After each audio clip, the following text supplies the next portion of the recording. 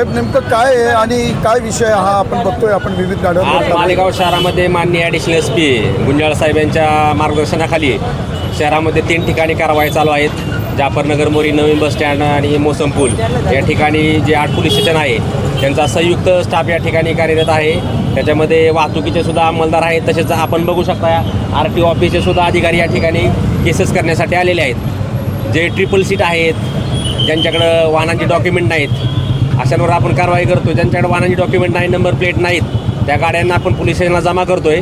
त्यांनी त्या गाड्यांची कागदपत्र आणून दाखवावी. ती व्हेरीफाय झाल्यानंतरच गाडी सोडण्यात येईल.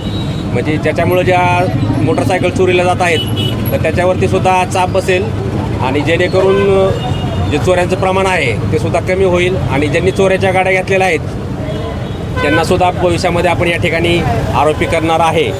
तर माझं या निमित्तानं मालेगावकरांना एकच सांगणं आहे की सर्वांनी वाहतुकीच्या नियमांचं पालन करायचं आहे. याच्यापुढे ही कारवाई आणखी सक्त होणार आहे. खूप खूप धन्यवाद सर. थँक्यू.